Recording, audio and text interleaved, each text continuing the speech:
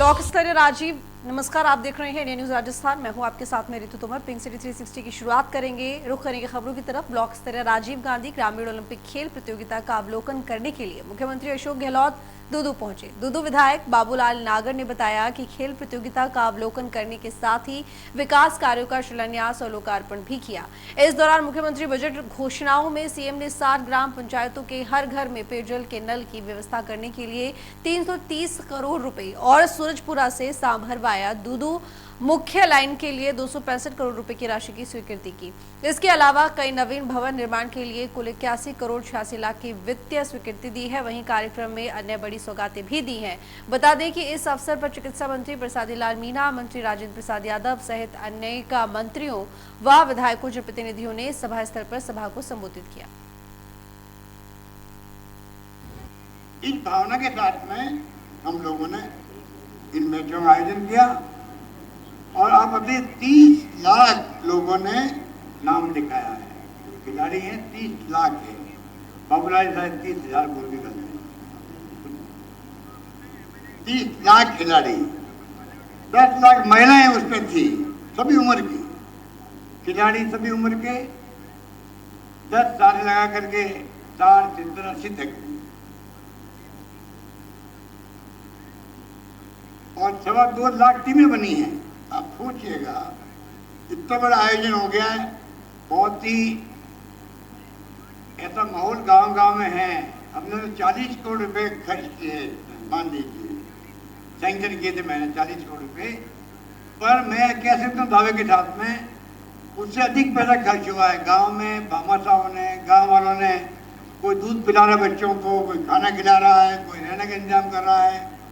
ये हमारी परंपरा भी है, कोई कमी नहीं रखी और बहुत शांति के साथ में अपन लोग ब्लॉक तक पहुंच गए। अब ब्लॉक के बाद में जिला स्तर के मैच होंगे, स्टेट लेवल के होंगे। इसमें जिला स्तर पर जीत के जाएंगे उनको, स्टेट लेवल वालों को भी हम चाहते हैं कि जो संविदा के आधार पर नौकरी शुरू कर रहे हैं, अभी हम लोग एक नया एक्ट बनाया है, उसके अंतर्गत हमारा प्रयास है कि जो खिलाड़ी हैं उनको वहाँ पे भी प्रायोरिटी मिले नौकरी के अंदर। ये हमारा प्रयास है। और आने वाले वक्त के अंदर, अभी तो आपके नवंबर दिसंबर में शहरी ग्रामीण भी होंगे, जैसे भी ग्रामीण ओलंपिक की तरह शहरों के अंदर भी मैच शुरू होंगे। इस प्रकार से खेल के अंदर हमारी प्रतिभा आगे आए, नौजवान पीढ़ी आगे आए, ये हमारा ध्येय है। माहौल बनाने के लिए अभी उम्र की सीमा नहीं रखी है। अल्टीमेटली तो जो खिलाड़ी होंगे वो नौजवान ही होंगे, युवा होंगे, छात्र होंगे। और राजेंद्र यादव जी ठीक कह रहे थे, बच्चों में अन्य जो आजकल कॉलेज विश्वविद्यालय के बाहर देखते हैं, नशा पता की बहुत ज़्यादा समस्या पूरे देश के अंदर होने लग गई है। विश्वविद्यालयों के बाहर, कॉलेज के बाहर अगर खेल के मैदान में जाएंगे तो उसमें कई सीखने को मिलता। खेलते खेलते खिलाड़ी जो खेलने लगता है वो उसकी इच्छा शक्ति मजबूत होती है, कामयाब होने के लिए दृढ़ निश्चय करने की। जयपुर में मुख्यमंत्री निवास पर राजस्थान मरुधरा ग्रामीण बैंक की वार्षिक रिपोर्ट का लोकार्पण हुआ। सीएम गहलोत ने ये लोकार्पण किया। आरएमजीबी द्वारा 25,000 करोड़ रुपए से अधिक के व्यवसाय का लक्ष्य प्राप्त करने कर्मचारियों को शुभकामनाएं दी। इस दौरान आरएमजीबी के चेयरमैन ज्ञानेंद्र कुमार जैन और मुख्य विकास अधिकारी अभिमन्यु चारण मौजूद रहे।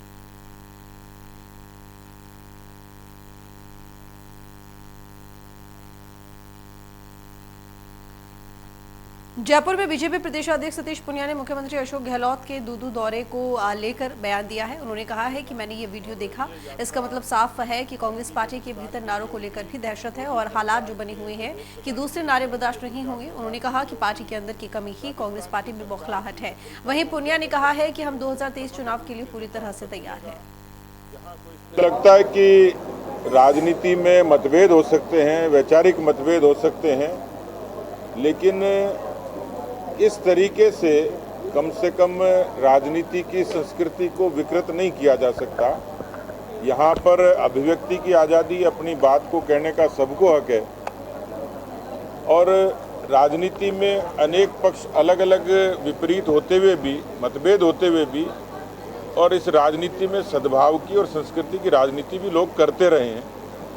पिछले 2018 से लेकर आज तक कांग्रेस पार्टी के विग्रह ने जिस तरीके से राजस्थान की सुख शांति को, सद्भाव को, समरसता को चोटिल किया है, वो चिंताजनक है और दुर्भाग्यपूर्ण है। कोई ये कह सकता है कि हमारे घर का भीतर का झगड़ा है, लेकिन घर के भीतर के झगड़े से राजस्थान की शासन की व्यवस्था को छिन्न भिन्न करना, यहाँ पर सद्भाव को विकृत करना, यदि ऐसी परिस्थिति पैदा होती है तो इसकी दोषी और सिर्फ ही सिर्फ कोई है तो कांग्रेस पार्टी है। देखिए 2018 में राजभवन में भी मुख्यमंत्रियों के अलग अलग नारे लगे थे, उसके बाद मंत्रिमंडल के गठन में भेद पैदा हुआ, उसके बाद सचिवालय में कमरों का भेद पैदा हुआ और उसके बाद पूरे राजस्थान ने देखा किस तरीके से 42 दिन की बाड़ाबंदी हुई। कुल मिलाकर एक दल के विग्रह ने इस राजस्थान की शांति को भंग किया है।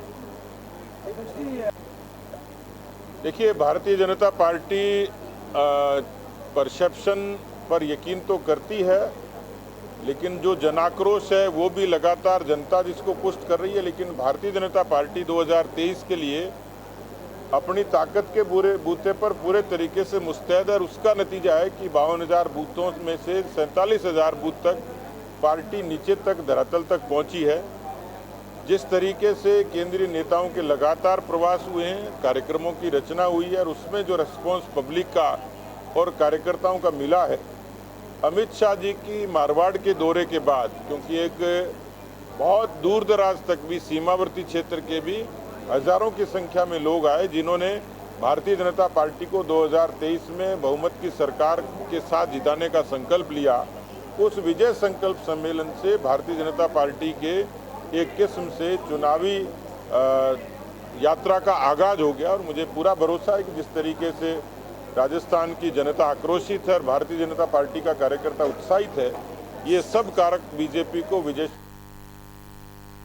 तो जयपुर में राज्य मंत्री अजय भट्ट ने आयोजित प्रधानमंत्री नरेंद्र मोदी पर लिखित मोदी@20 पर प्रबुद्ध जन सम्मेलन में शिरकत की है। कार्यक्रम में विधायक वासुदेव देवनानी, जिला अध्यक्ष रामानंद गुर्जर सहित अन्य लोग मौजूद रहे। वहीं कार्यक्रम के दौरान पीएम मोदी पर आधारित बुक पर अजय भट्ट ने कहा कि ये प्रचार नहीं सत्यता है, सब लोगों को इसकी जानकारी होनी चाहिए। इसके साथ ही केंद्रीय मंत्री गजेंद्र सिंह शेखावत के बुक की तुलना गीता से करने वाले बयान पर उन्होंने कहा कि मोदी पर बनी किताब भी गीता की जैसे पवित्र तरीके से लिखी गई है, इसको राजनीतिक तौर पर नहीं देखना चाहिए।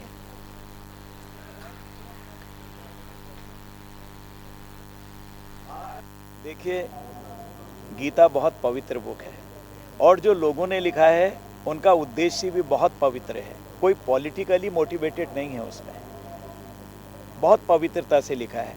जो पवित्र दृष्टिकोण से लिखी जाती हैं, जो समाज का मार्गदर्शन करते हैं, उन किताबों की हमेशा तुलना गीता से की जाती है, आपको पता ही है। तो अगर उन्होंने कहा भी है तो इसमें गलत कौन सी बात है? इसको पॉलिटिकल नहीं बनाना चाहिए, क्योंकि देखिए गरीब का बेटा किस तरह से आगे बढ़ेगा अगर आपका डेडिकेशन है, यानी कि मेरा कहने का मतलब त्याग है, जिसे तपस्या कहते हैं, बलिदान है, देश प्रेम है, और आप आम आदमी को आगे ले जाना चाहते हैं तो आगे बढ़ता ही है आदमी। और अगर कोई आपको तंग और परेशान कर रहा है तो उसको छोड़ना भी नहीं चाहिए। आपको पता है कि निर्दोष को छेड़ो नहीं और दोषी को छोड़ो नहीं। गीता का भी तो यही है, यदा यदा ही धर्मस्य ग्लानिर्भवति भारत। और यही माननीय मोदी जी का भी कुछ लोगों ने जो लिखा, सर्जिकल स्ट्राइक किया, हम तो शांति दूत हैं, हम शांति के लिए ताकत को बनाते हैं ताकि शांत रहा जाए, कहीं विस्तारवादी नीति नहीं रही है। और जब हमको परेशान किया, हमको तंग किया, चाहे उरी हो, चाहे डोकलाम हो, चाहे गलवान हो, कई जगहों की घटनाएं हैं, आप सब जानते हैं। हमने सर्जिकल स्ट्राइक किया, एयर स्ट्राइक किया, तो ये हमारा अंतिम अस्त्र था उस समय, क्योंकि बहुत परेशान कर रहे थे, हमारी जनता को मार रहे थे, फौज पर अटैक हो रही थी, अकारण आतंकवादी। तो वही यदा यदा ही धर्मस्य वाली बात आ गई, ग्लानिर्भवतो भारत। जब कहा तो बड़े हैं, तो इसलिए मैंने कहा ना, ये पाथे है हम सब के लिए, हमारा मार्गदर्शन करने वाली ये किताब है। और गीता में भी आदर्श मानव कैसे आप बनेंगे।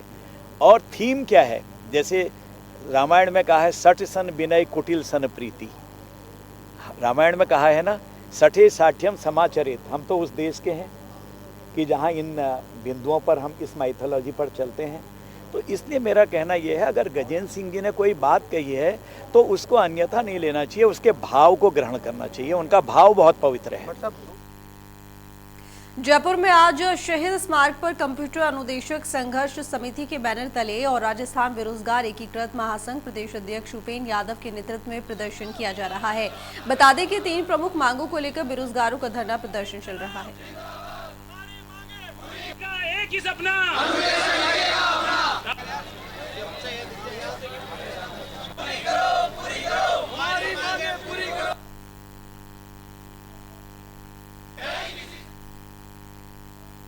हनुमानगढ़ की संगरिया नगरपालिका की अनदेखी के चलते चेयरमैन ने अपने पार्षदों के साथ जयपुर कूच किया, जहां उन्होंने डीएलबी के आगे प्रदर्शन किया। इस मौके पर चेयरमैन सुखवीर सिंह ने बताया कि उनके यहां कांग्रेस का बोर्ड है और सरकार भी कांग्रेस की है, लेकिन फिर भी पिछले 1.5 सालों से ईओ के संबंध में परेशानी झेलनी पड़ रही है। साथ ही बार बार ईओ के ट्रांसफर के चलते कई काम अटके पड़े हैं। ऐसे में डीएलबी डायरेक्टर के नाम ज्ञापन सौंपा है और यदि उनकी मांग नहीं मानी गई तो आगामी दिनों में जयपुर में बड़ा धरना प्रदर्शन होगा।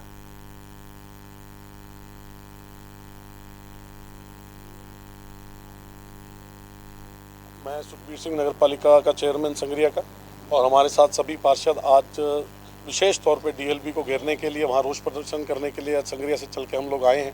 हमारा 26 पार्षदों का बोर्ड है, कांग्रेस का बोर्ड है, और 35 में से 26 हम कांग्रेस के पार्षद हैं जीते हुए। हमें लगातार पूरे 1.5 साल से परेशानी झेलनी पड़ रही है ईओ के संबंध में। बार बार हमारा ईओ बदल दिया जा रहा है बिना हमारी अनुशंसा के, बिना हमारे विधायक प्रत्याशी की अनुशंसा से।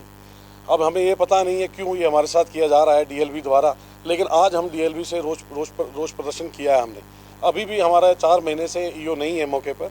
हमारे तहसीलदार साहब को चार्ज दिया गया है, उनके पास और भी अनेक कार्य हैं, तो हमारा कार्य बाधित है। पिछले 4 महीने पहले जब हमारे ईओ थे तो हमने 2 महीने में 1400 पटे बनाए थे।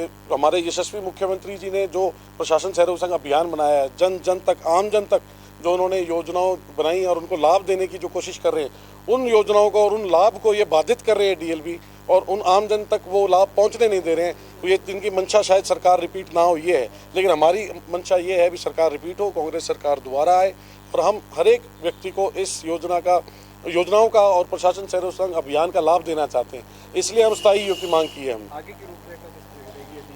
यदि ये स्थायी ईओ नहीं लगाते हैं, इनकी मंशा हमारे खिलाफ ही बनी रही और हमारे साथ यूं ही ये भेदभाव करेंगे और एक तरफा कार्रवाई करेंगे, तो हम 1 हफ्ते के बाद अनिश्चित यहाँ पे धरना देंगे डीएलबी के सामने सभी पार्षद, और हम ये डिमांड करेंगे कि डीएलबी का डायरेक्टर बदला जाए।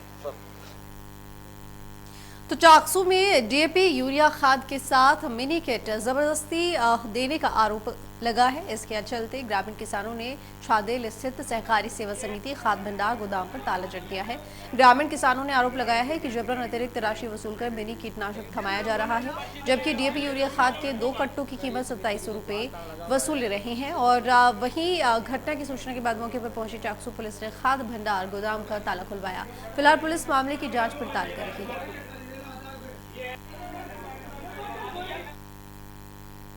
चोमू के सामोद थाना इलाके के संतों की ढाड़ी में एक युवक ने अपनी पत्नी की चाकू और पत्थर से वार कर हत्या कर दी। हत्या करने के बाद आरोपी ने कंट्रोल रूम में फोन कर घटना की जानकारी दी। सूचना पर पुलिस जाब्ते के साथ मौके पर पहुंची और शव को कब्जे में ले लिया। वहीं हत्या के पीछे पत्नी के चरित्र पर संदेह की बात सामने आ रही है और मृतका गर्भवती भी थी। फिलहाल पुलिस मामले की जाँच पड़ताल कर रही है। मगर कल रात को फ़ोन करा था इसकी लड़की ने, उसकी मम्मी को बोले मम्मी पेट में दर्द हो रहा है तो दिखाने नहीं जा रहे, फलाना है, तो फिर फ़ोन काट दिया। इसके बाद पता नहीं, अब फिर मेरे को थाने से अभी फ़ोन आया था 1-1.5 मिनट पहले, तो उसके बाद मेरे को बोले सुरेखा का कत्ल हो गया है, फिलहाल चंद के आदमी, इतना ही मेरे को। मैं तुरंत यहाँ झगड़ा हुआ था ना 15-20 दिन पहले ही है ना, इनकी भरतपुर के थाने में रिपोर्ट लिखाई थी। मार पीट के 15 दिन पहले इसको भगा दिया था। उसको किसने भगा दिया था? किसको? लालचंद ने। पैसा ये खुद ही बोलता मेरे शादी में 10 लाख लग गए हैं, जेवर वे बना ले में, वो तेरी मम्मी से लेकर आ, और धमकी भी कई बार धमकी भी दी है। बोले इसको, बोले तुम मेरे ऊपर कुछ एक्शन लोगे तो मैं तेरी मम्मी को मार के लटका दूंगा और तेरे को ही मार के पटका दूंगा। बच्चा है 2.5-3 महीने का, 2.5-3 महीने का बच्चा है, तो उसको बोलता है ये तेरी मेरा नहीं है बच्चा, तू उसको गिरा दे, दवाई ला देता हूँ तेरे को, और ये तू अपने मम्मी के यहाँ से लाई, तो ऐसे बोलता था। चाकसू के शिवदासपुरा थाना पुलिस ने लूट, चोरी और नकब जनी अन्य अपराधों पर लगाम लगाते हुए बड़ी कार्रवाई की है। पुलिस ने अलग अलग स्थानों पर दबिश देकर 7 बदमाशों को गिरफ्तार किया है। गिरफ्तार लोगों में बावरिया गैंग के बदमाश भी शामिल हैं। वहीं पकड़े गए बदमाशों में से 2 बदमाशों ने चोरी की कई घटनाओं का खुलासा किया है। फिलहाल सभी आरोपियों से पूछताछ की जा रही है।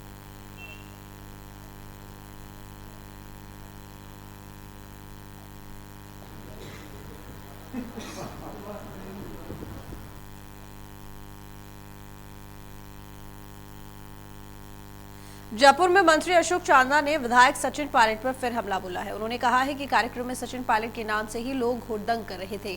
उन्हीं लोगों ने जूते चप्पल फेंकने का काम किया है। उन्होंने कहा है कि इस स्तर की राजनीति नहीं करनी चाहिए और ऐसी हरकत नहीं होनी चाहिए। मंत्री चांदना ने कहा कि जिन लोगों ने जूता फेंका था उनकी पहचान कर ली गई है। उन्होंने कहा कि अंतिम संस्कार के कार्यक्रम को कलंकित किया गया। जो शहीदों के परिवार के लोग हैं, ये तुमसे पूछिए आप, जो लोग इस प्रकार की लोकतांत्रिक व्यवस्था के अंदर, सामाजिक कार्यक्रमों के अंदर इस प्रकार की हुड़दंग कर रहे हैं या करवा रहे हैं, इतनी तो किसी की हिम्मत नहीं है कि जिस मंच पर सरकार के मंत्री बैठे हों, जिस मंच पर समाज के इतने बड़े नेता, इतने प्रतिष्ठित लोग, समाज के जो शहीदों के परिवार के लोग हैं वो बैठे हों और उस पर कोई आम आदमी आकर जूता फेंक दे, इतनी किसी की हिम्मत है नहीं। किसी ने किया है तो प्री प्लान तरीके से उसको प्लान करके उसके ऊपर एक्शन हुआ है। हालांकि मैं समझता हूं कि राजनीतिक लोगों को कई प्रकार की घटनाओं से अपने जीवन में गुजरना पड़ता है। देश में हमने अनेक उदाहरण देखे हैं कि प्रधानमंत्रियों के ऊपर भी लोग जूता फेंक देते हैं, तो ये कोई नई घटना नहीं है, लेकिन ये प्लान्ड घटना है। इस बात का दुख है। भविष्य में इसके कई तथ्य उजागर होंगे और जब उजागर होंगे तो उन तथ्यों के साथ में निश्चित रूप से आपके सचिन पायलट को आपने डायरेक्ट ड्यूट पे लिया है जी, उनके नाम से इस बात को बिल्कुल किया। क्या उन्होंने भी दोहराया, क्या माने? जो लोग निरंतर उनके नारे लगा रहे थे, जो लोग उनके नाम से हुड़दंग कर रहे थे, और उन्हीं लोगों ने ये काम किया है। उसके अलावा जो उनमें काफी लोग हैं जिनको आइडेंटिफाई किया गया है, वो निरंतर उनके कार्यकर्ता रहे, उनके कार्यकर्ताओं के साथ दिन रात उठने बैठने चलने वाले लोग हैं। तो इसमें कोई ऐसा तो आंखें तो बंद किसी की है नहीं, सबको पता है कि कौन क्या कर रहा है। लेकिन मुझे लगता है कि ये राजनीतिक भाषा नहीं है। इस प्रकार से अगर इस स्तर पर राजनीति आ जाएगी, नेता एक दूसरे को इस प्रकार की चीज़ों में इन्वॉल्व कर देंगे, तो ये ज़्यादा कुछ नहीं, जनता के मुद्दों से भटकने वाला काम होगा। और मुझे लगता है कि नेताओं को जनता के मुद्दों से कभी नहीं भटकना चाहिए। इस प्रकार की हरकत कभी भी होनी नहीं चाहिए। कादा कीचड़ की बात आज आपने अपने संबोधन में हिंडोली में कही है जी। बाहरी लोग, किसको बाहरी लोग माने और किसको कहें? जिन्होंने जूता फेंका, ये कादा कीचड़ जैसी हरकत है। आप बताइए, आप अगर इसको सपोर्ट करते हैं तो कोई करता है? इस राजस्थान में 8 करोड़ जनसंख्या है, एक भी व्यक्ति अगर इसको एंडोर्स करता है कि किसी युग पुरुष जिसने इतनी बड़ी 12 साल की लड़ाई के बाद में एक जाति को नहीं 5 जातियों को आरक्षण दिलाने का काम किया, उनके अंतिम संस्कार का कार्यक्रम था, उस अंतिम संस्कार को ऐसे जूता चप्पल फेंक कर कलंकित, जिन परिवार के लोग जो शहीद हुए उस मिशन के अंदर, उनके लोगों को जाकर वो जूते चप्पल लगे हैं, तो ये कादार कीचड़ की मानसिकता है। अब इसके पीछे कौन लोग हैं ये तो समय बताएगा। सवाई माधोपुर में लंपे वायरस के बढ़ते प्रकोप को लेकर बीकेएम के प्रदेश मंत्री राम अवतार मीणा और जिला अध्यक्ष लक्ष्मी नारायण चौधरी के नेतृत्व में मित्रपुरा में सैकड़ों किसानों की बैठक आयोजित की गई। बैठक में वक्ताओं ने अपने विचार को रखा, जिसके बाद सैकड़ों किसानों ने मित्रपुरा तहसील कार्यालय पर जमकर हल्ला बोला। भाजपा किसान मोर्चा के प्रदेश मंत्री एवं बोली मंडल अध्यक्ष राम अवतार मीणा के नेतृत्व में किसानों ने तहसील कार्यालय पर जमकर नारेबाजी की, साथ ही कई मांगों को लेकर तहसीलदार कैलाश मीणा को ज्ञापन सौंपा। राम अवतार मीणा ने बताया कि सूबे में 1,25,000 से अधिक गौवंश काल का ग्रास बन चुके हैं, साथ ही 50,000 से अधिक गौवंश बीमारी से संक्रमित हैं। मीणा ने बताया कि जिले भर में 4,000 से अधिक गौवंश प्रभावित हो चुके हैं, वहीं 1,200 गौवंश की मौत हो चुकी है। प्रदर्शनकारियों ने आरोप लगाया कि वर्तमान में शासन और प्रशासन की ओर से माकूल इंतजाम न होने से लगातार गौवंश की मौत हो रही है और ऐसे में सरकार को चाहिए कि पशु महामारी के इस दौर में चिकित्सा व्यवस्थाओं को लेकर माकूल इंतजाम किए जाए। प्रदर्शन के दौरान स्थानीय किसान नेताओं ने समस्या समाधान न होने पर उग्र आंदोलन की चेतावनी भी दी है। बौली सवाई माधोपुर भाजपा किसान मोर्चा को लेकर ये हल्ला बोल किया गया। पिछले 10 दिन से गांव-गांव ढाणी-ढाणी में जाकर के लोगों में अलग से गा रहे हैं, जनजागरण कर रहे हैं कि गोमाता को बचाओ। अपने स्तर पर गोपालक, सामाजिक कार्यकर्ता, समाज में काम करने वाले लोग अपने अपने स्तर पर, अपने अपने खर्चे पर गोमाता को बचाने का प्रयास कर रहे हैं, लेकिन प्रशासनिक स्तर पर, सरकार के स्तर पर आज तक कोई व्यवस्था सुनिश्चित नहीं की गई है। हमारे अंदर आक्रोश है, गुस्सा इस चीज का, और ये व्यवस्थाएं ठीक नहीं हुई तो हम इस आंदोलन को भी बढ़ाएंगे, इस आंदोलन गाय को भी बचाएंगे। जितना हमसे होगा उतना प्रयास हम करेंगे। आज लाखों की संख्या में गोवंश मर गया है। लगभग राजस्थान में 1.5 लाख गोवंश की लाशें पड़ी हुई है, दुर्गंध मार रही है। उसका निस्तारण करने की भी व्यवस्था सरकार नहीं कर रही है। वही सामाजिक कार्यकर्ता और भामाशाह गड्ढे खोदकर जेसीबी से उनको दफनाने का काम कर रहे हैं। ये सरकार तो केवल आंखों में पट्टी बांध करके देख रही है। तमाशा राजस्थान लूट रहा है। राजस्थान चाहे बिको, कुछ भी हो, ये सरकार बिल्कुल सो चुकी है। इसको जगाने की आवश्यकता है। समय रहते नहीं जागी तो अब हमने भी कफन बांध लिया, हम जगाने में कोई कोर कसर। दांता रामगढ़ में बढ़ रही चोरी की वारदातों और अन्य आपराधिक मामलों को लेकर सर्व समाज और व्यापार मंडल ने पुलिस थाने के बाहर धरना प्रदर्शन किया। इस दौरान सैकड़ों की संख्या में लोग मौजूद रहे। लोगों ने आरोप लगाया कि 15 दिन पहले देवराम बागड़िया के घर में करीब 32 लाख के जेवरात चोरी हुए थे, जिसका पुलिस ने अभी तक खुलासा नहीं किया है। वहीं अन्य कई चोरी के मामले भी सामने आए थे, जिसका भी पुलिस अभी तक कोई सुराग नहीं लगा पाई है। मामले की सूचना पर सीकर सिटी सीओ वीरेंद्र कुमार शर्मा मौके पर पहुंचे, धरना प्रदर्शन कर रहे लोगों से समझाइश की। करीब आधे घंटे तक संघर्ष समिति और पुलिस के बीच में वार्तालाप हुई, जिसमें शीघ्र ही चोरी की घटना का पर्दाफाश करने का आश्वासन दिया। सुरेरा के लापता युवक की तलाश करने का आश्वासन दिया। वहीं प्रदर्शनकारियों ने पुलिस को 5 दिन का अल्टीमेटम भी दिया।